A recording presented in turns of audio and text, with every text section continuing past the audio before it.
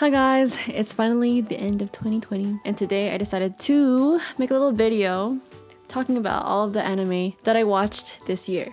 I just thought it would be really fun to kind of spoiler free go through all the anime I watched this year and like kind of talk to them as if I'm recommending it to a friend, if that makes sense. So let's start really quickly. I'm gonna try to speedrun all of this because there's like 23 titles that I watched this year. And by the way, I actually have an Instagram account where I kind of share the stuff that I am watching at the moment. I kind of like post like a spoiler-free review on Instagram and then like a little synopsis from my anime list. So if you guys want to follow there, you can. Okay, so the first anime that I watched this year was actually Fully Cooley. So it came out in the year 2000. I am 20 years late. So it's actually 6 episodes long and it is a comedy, science fiction, action, coming of age story. And honestly, when you watch it, it's like so random. It's so weird and like it makes like no sense, but it's like low-key really deep. It's interesting and I really like it. It's like one of those classic anime that like I feel like everyone who is into anime should watch. I thought it was really unique, the story. It breaks like the fourth wall a lot, which is really cool, and there's like a lot of pop culture references. There's amazing art, music. The characters are really unique in my opinion. I love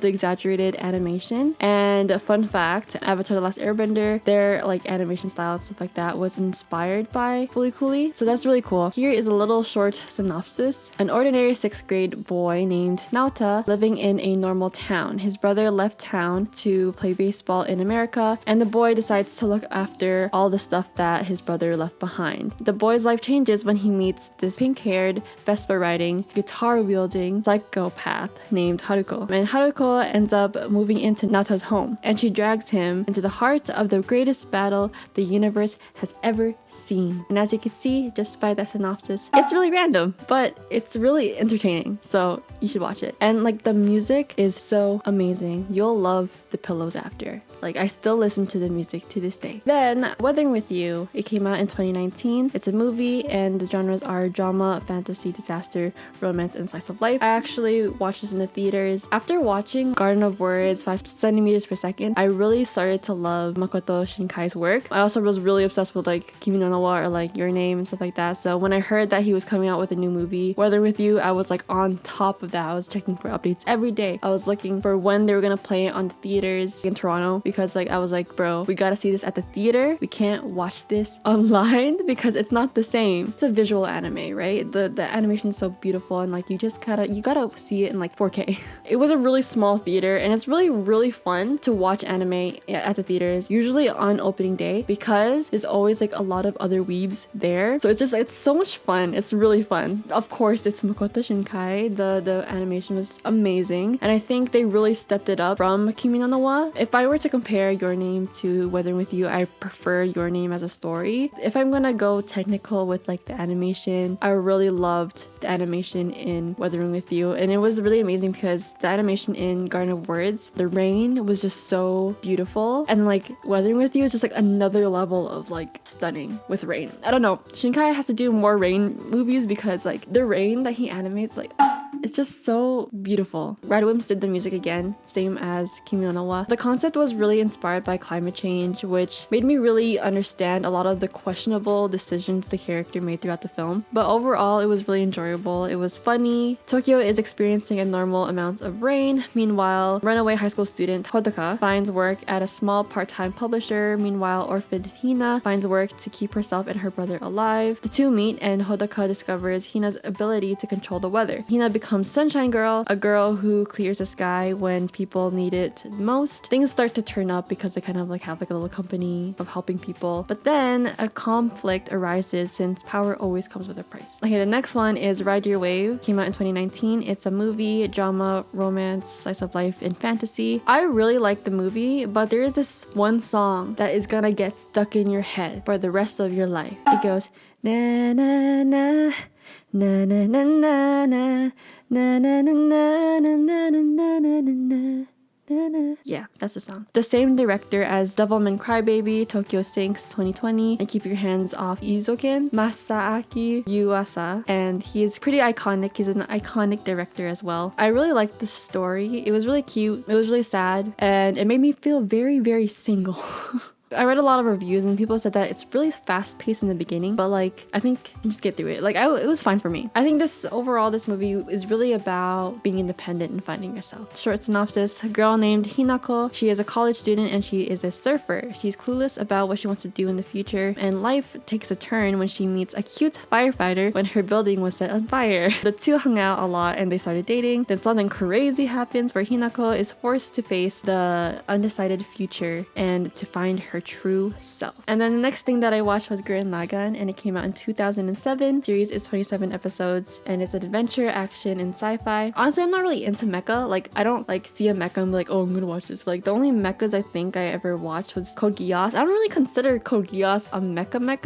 Gurren Lagann is pretty mecha, but I love Gurren Lagann. And recently we got our online friend Moon to watch it, and girl, she loved it, so you guys are gonna like it. A lot of people say it's underrated. For watching it, I thought it was popular because like I always see a lot of like pop culture references to this anime, so I always thought it was popular, but people are like, oh, Gurren Lagann is underrated, la la. But I really think it's just that it's pretty old, 2007, right? So people are just not really talking about it that much. But I'm here to revive the legacy because thank you to my friend Josh for recommending this beautiful masterpiece to me. Gurren Lagann just like, it quickly became one of my favorites. First off, Studio Trigger is just an amazing animation studio. They are just so amazing. So they did Promare as well. They're doing Cyberpunk, and then Kill la Kill, which I still have to watch, and then they did BNA. So I have to watch that.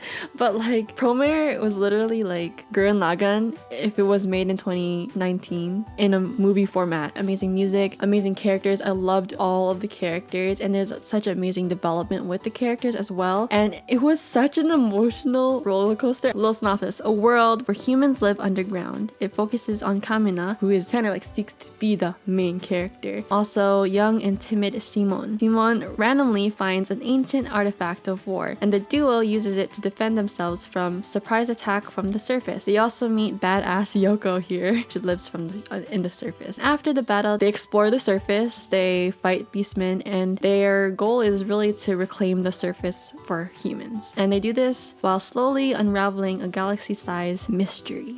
Dun, dun, dun. That was a really vague synopsis. I try my best to make it vague because I personally always go into anime without reading the synopsis. I usually only know like the genre. I don't watch trailers either. I always just go into them without knowing anything. But anyways, so I watched Yona of the Dawn. It came out in 2014. It's a series. It's one season with 24 episodes. I talked about this in my Inuyasha recommendations video or whatever, but it's a slow burn romance. If you like anime with really pretty boys, I highly recommend this one. I really like their personalities as well. They're all like really unique with each other and stuff like that. It was really enjoyable, and I really like the main character. She's really strong, and there's pretty good character development and stuff like that. So Princess Yona, she grows up sheltered from the harsh reality of the world until suddenly the murder of her father puts her life into danger, and she escapes with her bodyguard named Hak, and she discovers the harsh reality of the kingdom. She discovers a legend, and it guides her to restore the kingdom and to reclaim her throne. La la la. It reminds me a lot of Snow White with the red hair. Next, I watched Dororo. It came out in 2019. It's one season, 24 episodes. It's a dark fantasy action historical adventure. If you like Inuyasha, this is really similar to it, I guess you could say, minus the whole romance stuff. The main characters remind me of Sesshomaru and Rin. It's just a very dark anime. It's very dark. It takes place in the Warring States era. The story, in my opinion, is really unique, and it also comes from a really old manga from like the 1960s, I believe. I can't remember because I didn't write it down. It also had an original anime, but this is a remastered and remake version. I love the characters so much. I really love the main duo. They're such a cute duo together and stuff like that, and I just really like them together. And it really reminds me of the webtoon Winter Woods. And there's a really good fight scenes as well, and I really like the opening and ending songs and stuff. A really quick synopsis. Fear the Lord who sold his son to demons in exchange of a healthy land. 12 demons took the son's limbs, nose, eyes, ears, and skin, but the boy still lived. But the Lord disposed him in the river. He was discovered and taken care of by a medicine man, and he was given prosthetics for a body, and he was taught to fight. After he grew up more, the boy goes on a journey to get his body back, and he meets an orphan child named Dororo, and together they travel to discover their mysterious past.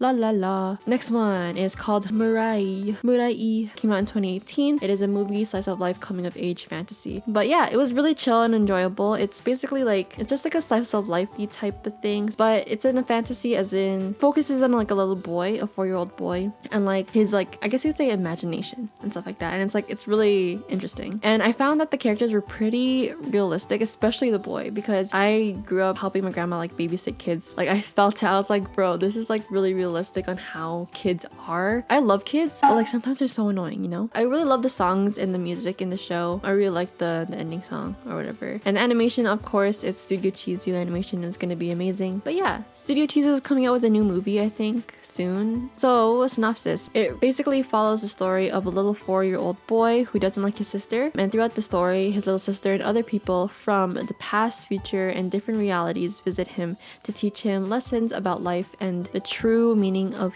family. Wow. So then Kids on the Slope, it came out in 2012. It's a series. There's 1 season, 12 episodes. It's a coming of age, romance, slice of life, drama, and music. It's a music anime. Apparently it's really hard to animate characters playing instruments because I think it has really specific body movements and stuff like that. So usually what artists do is like rotoscope, and rotoscoping in animation is basically like film someone playing the instrument and then like tracing over it in a way. It's something like that. And I think that's what they did here, and I think they did a really good job with it because like it didn't look too weird, you know? I recognize a lot of the music that they played, but also not a lot.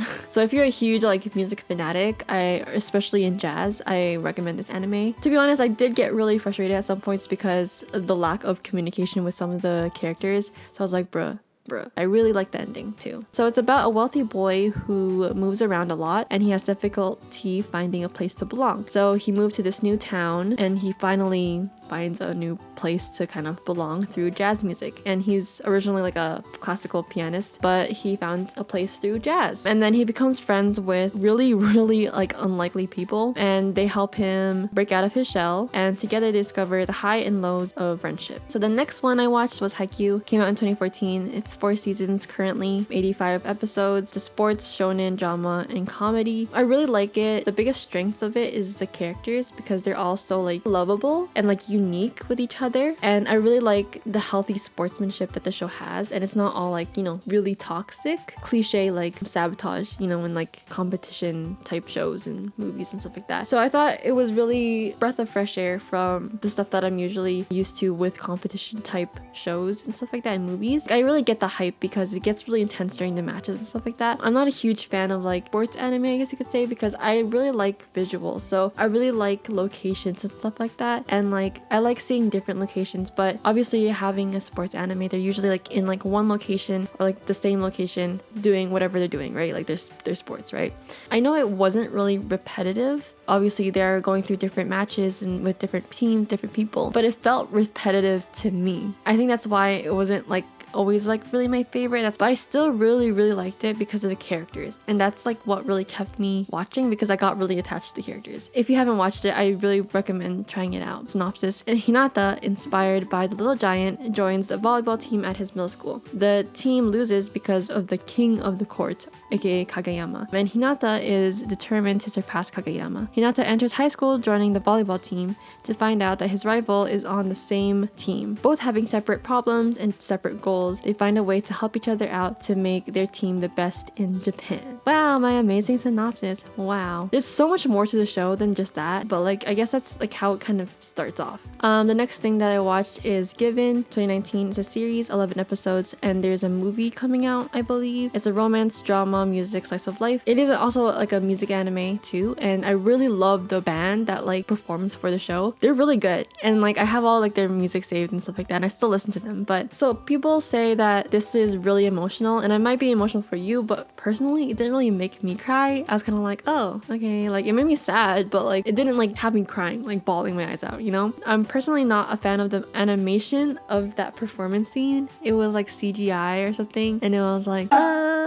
it was such a turn off. It was weird. Yeah, overall I really enjoyed it, but I didn't enjoy it as much I guess I expected it to, because I saw it all over TikTok, and that's like one of the reasons why I really wanted to watch it, because like there was so much hype around it, right? Because of TikTok, it made my expectations really high. So I guess that's what kind of turned it off for me. I don't know, like maybe you guys will like it if you watch it. So a really quick synopsis: Mafuyu, owner of a Gibson guitar, meets Ritsuka. Oh my gosh, I can't read my handwriting. He is a guitarist and a member of a band. Mafuyu asked him to teach him how to play guitar for unknown reasons. He finally agrees and introduces him to his other bandmates. It turns out Mafuyu has an amazing voice and the band wants him to be a lead singer. After lots of convincing, Mafuyu agrees, and with support of his new friends, he not only learns the guitar, but he learns to come to terms with his past and the circumstances that led him to be the guitar's owner. So yeah. Next, I watched Blue Over the Wall. It came out in 2017. It is a movie, coming of age, fantasy, adventure, music. It's really cute, and it's also the same director as Devilman, Ride Your Wave, Masaki Yuasa. To me, this movie really felt like a mix of Ponyo, Weathering With You, Your Name, Ride Your Wave, and kind of Totoro, mainly because of this one character, but maybe when you watch it, you'll understand what I mean. It's a really lighthearted movie. There is really amazing character development, especially with our main's amazing music. I really love the ending song. I love it so much. And I thought the animation was really interesting because it was 2D, but in a way, it felt like CGI 2D, but like not entirely, you know? It felt really different, and I kind of liked it. So the story follows Kai, a regular boy who lives in a small fishing village. He is lonely and pessimistic about his school life, but he really enjoys uploading his music into the internet. One day, his classmates invite him to join their band, and they go to practice at Merfolk Island, where they meet Lou, who is a mermaid, an innocent being that sings and dances, and Kai spends a lot of time with her and is able to open up to her. But people of the town believe mermaids bring bad luck. Something happens that puts a rift between Lou and the townspeople, and the town is put in danger. And it is up to Kai to fix the mess and to save the civilians. Build their bond, merfolk and humans. And then next one is called Colorful. Came out in 2010. It's a movie, it's a drama, slice of life, supernatural. Also, trigger warning, if you are sensitive to this topic here on the screen, I really recommend maybe not to watch it because it's kind of touchy with that subject. So it focuses on the harsh reality of people and their flaws and decisions. And I think that the concept was really unique. I thought that there was really great character development and animation. I thought the character development was really done well because you can see the flaws of like people, and like I think it's really relatable because not everyone's perfect and everyone's like full of flaws, right? And I think that you'll learn a lot of important life lessons as well, because I sure did. It is about an impure soul that is granted a second chance at life. The soul gets reincarnated into a body of a 14-year-old boy who recently committed suicide. And the soul's job is to identify the boy's greatest sin in life with a time limit of 6 months. And then now we have Banana Fish. It came out in 2018. There's 24 episodes. It's an action, adventure, drama, shoujo. Also, trigger warning, a lot of trigger warnings for this one. It's not revolved around these topics that are here on the screen. It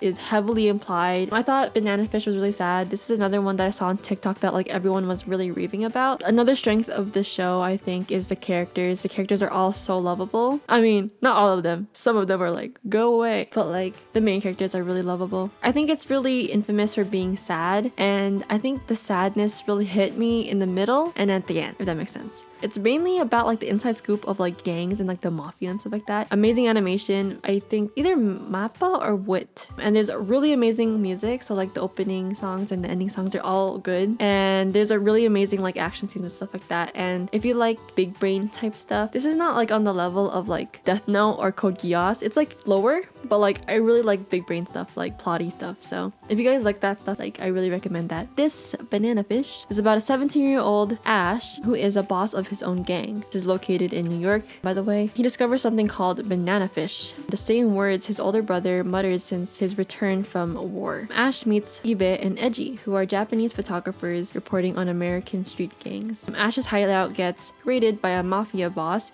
who is in search of this banana fish, and Ash's friends get kidnapped. And Ash needs to find a way to rescue his friends and investigate banana fish for his brother's sake and the world. It's a lot more complex than just this. This is kind of like the beginning of it, but I really recommend it. It's really good. Okay, so the next one is Vinland Saga. It came out in 2019. There's 1 season, 24 episodes. It's an action, adventure, drama, and historical. A lot of people didn't want to watch it because it's a revenge story, but in my opinion, this revenge story was done really well. So I think y'all who just didn't pick it up are missing out. It's also really underrated, I think, also because the characters aren't very attractive, and I think a lot of shows are popular because of their attractive characters.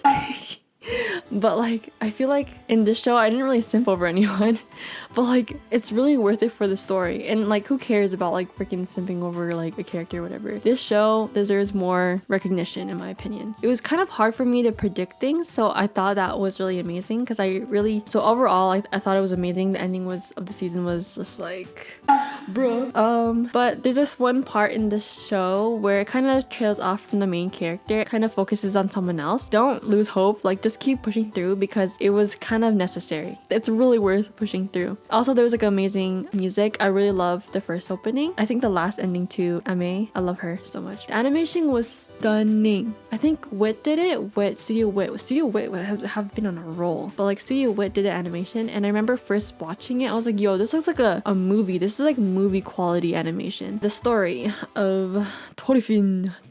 I don't know how to say it, like Torifin. I only know how they say it in the show. They say Torifin. So Torifin grew up learning of a place called Vinland, basically paradise, a place with no war, place where it's warm and like you just feel free, like basically freedom, which is contrast to his current world, Iceland, a place full of war. And among the chaos of the war between England and the Danes, Thorfinn takes revenge to kill the man who murdered his father. Dun, dun, dun. And then I watched A Whisker Away. It's another film or movie, came out in 2020. It's a Netflix original, I believe. It's a drama romance. I think the story is written by Mari Okada, and she wrote Anohana, she directed Makia, and she also wrote Anthem of the Heart. Her stories are always like amazing, so I always really recommend her work too. The main character has a really bubbly and odd personality. It's kind of like you get taken aback because like she's kind of crazy.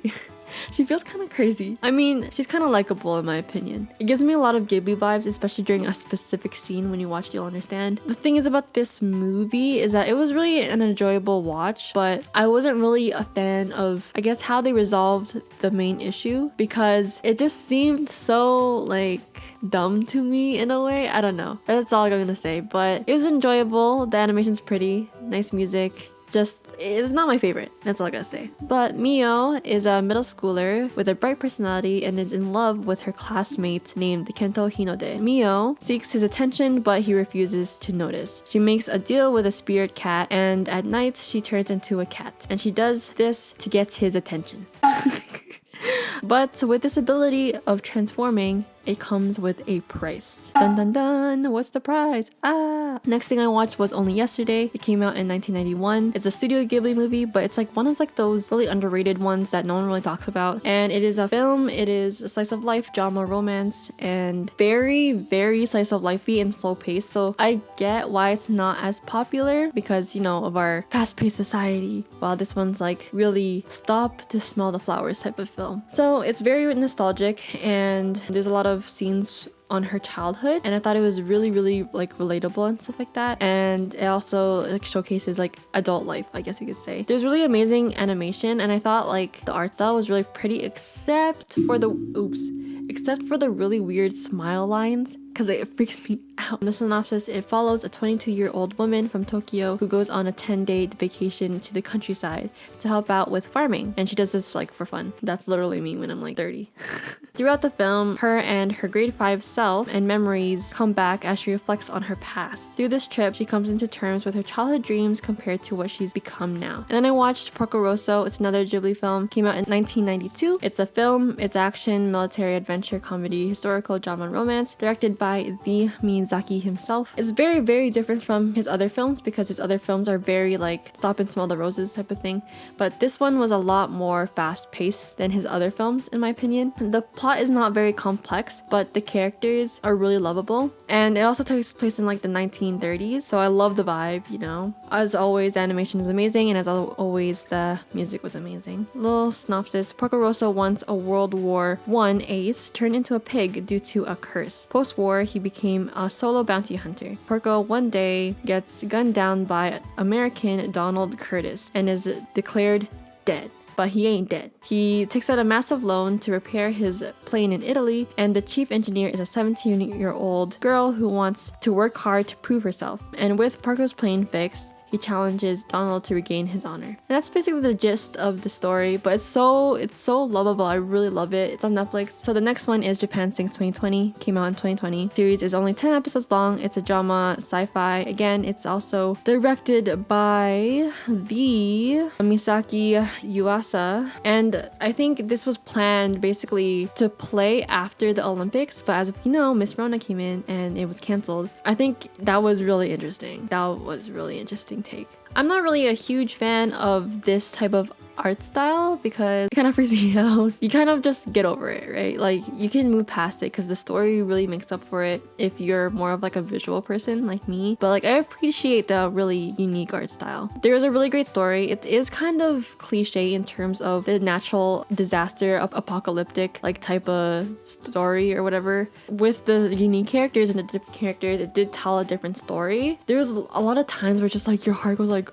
oh. So if you like the rush of adrenaline, I really recommend it. There's also a really weird part where you kind of forget the state of the world, and it's just like really weird. Push through it. It gets better. But yeah, it's only 10 episodes and it just really feels like a really long movie in my opinion, and it's just really quick thing. So it takes place after Tokyo 2020 Olympics. A major earthquake hits Japan and we follow a family who escapes the city to find safety. I love Kite, by the way. When you watch it, I love Kite. Damn, this man. This man. So next one I watched was Rin-ne. It came out in 2015. 3 seasons, 75 episodes. I don't know if it's done because I didn't watch it all. I watched like a good chunk of it though. It's a comedy, supernatural, school shonen, and romance. It's by the Rumiko Takahashi herself. The main characters are basically like contrast of Inukage, like the opposite kind of in a way.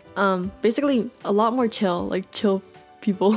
Yeah, and there's like a lot of like Inuyasha and Ranma elements in it. As an Inuyasha fan, it really sucked me in. Like, I liked it because like it reminded me of Inuyasha. The story is basically like if Inuyasha and Kagome's opposite personas lived in the modern era and like what their adventures would be like. That's basically what this is. And it's a slow burn romance. There's like barely any. So if you're gonna go in for like Inukage romance type stuff, you're not gonna get that shit. And the Shinigami concept, it's like really similar to Bleach, but it's really different. So after an odd occurrence as a child, Sakura gained the ability to see ghosts. In high school, she meets a usually absent, oddly dressed boy named Rokudoku Rin-ne. He is connected to Sakura's power somehow, and he knows the reasoning to why, and it's due to another world that exists. Dun dun dun. So if you guys like supernatural stuff with demons and comedy. So the next one is Bungo Stray Dogs. This one quickly also became one of my favorites, all-time favorites as well. So it came out in 2016. There's 3 seasons, total 36 episodes so far. Hopefully there'll be more seasons. I'm pretty sure there will be. It's an action, comedy, mystery, seinen, superpower, and supernatural. And yeah, it's one of my new faves. The characters are really unique and they're all really likable. Like that heartwarming vibe, but also like being on edge. So if you like pretty anime boys,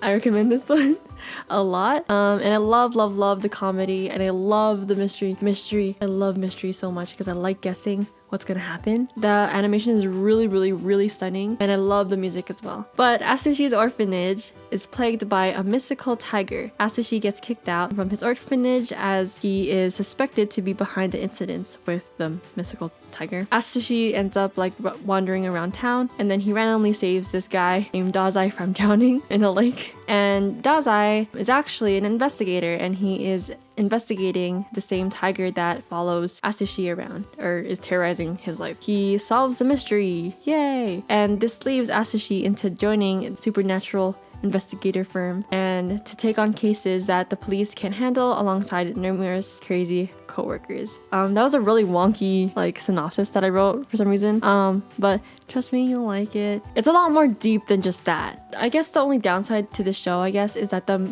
main character he's just like a cliche shonen main character in my opinion, but the other characters really make up for it. Like Dazai, bruh.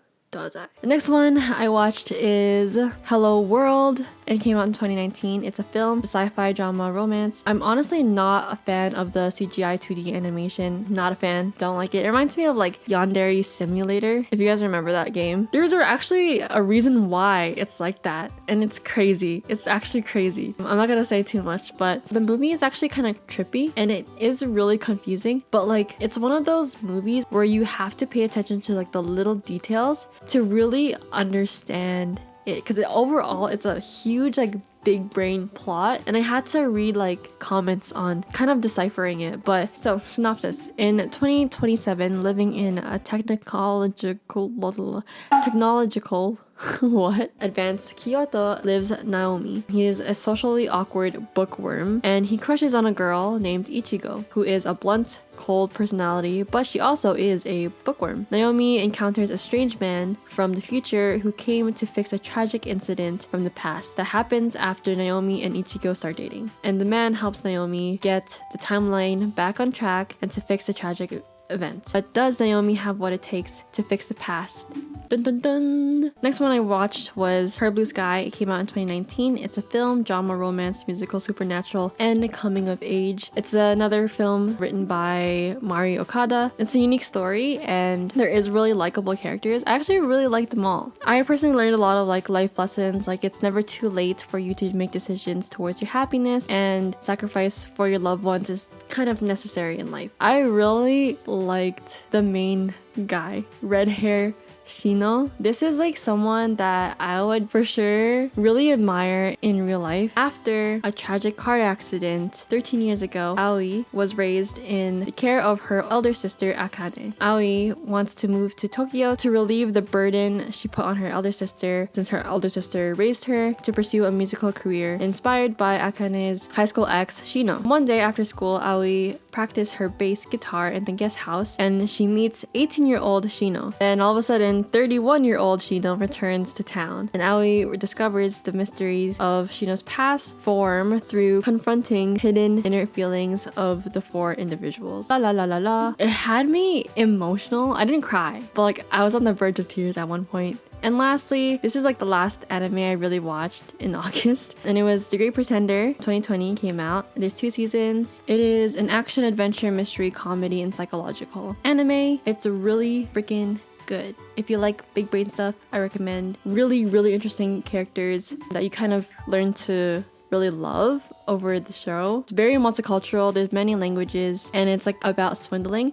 I don't really want to read the synopsis because I believe this is the type of anime you should go in without knowing a thing, because again, I don't go into anime knowing anything, but this one I really recommend going in not knowing a thing. Just get into it. It's on Netflix. If you prefer English dub, I really like the English dub too. I did a video on season 2, me and my sister just talking about it, so when you're done watching it all, you can go to that video and kind of listen to our afterthoughts on the show. And season 2 came out like in November, I believe, or like December. Like schemy stuff is just my favorite. It's literally my favorite. That was the last anime that I watched this year, and I just want to talk about like my top ones, I guess, out of all this list. So my tops with no specific order, because I think you should decide for yourself what you want to watch. So Gurren Lagann, The Great Pretender, Bungo Stray Dogs, Banana Fish, Dororo, Vinland Saga, Japan Sings, Porco Rosso, Ride Your Wave, Blue Over the Wall, and Her Blue Sky. Those ones are all my favorite from this year. And yeah, I really enjoyed it. I personally have a hard time kind of getting into like seasonal anime, so stuff that you have to watch every week, because I like binging stuff. I also have a hard time starting stuff like series. I have to make sure I am free the next few days so I can binge it all, because that's how I prefer to watch it. It's commitment. It's a big commitment. That's why I mainly watch a lot of movies. But like I feel like a lot of people don't really talk about the movies, so I'm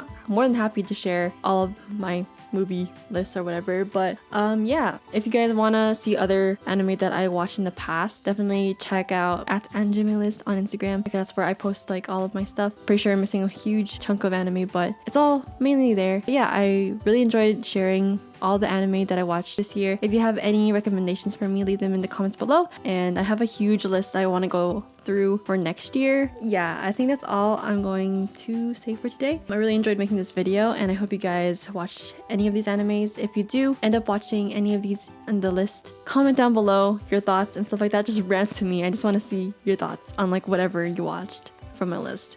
But yeah, I hope you guys enjoyed this video as much as I enjoyed making it, and I'll see you guys next time. Bye bye.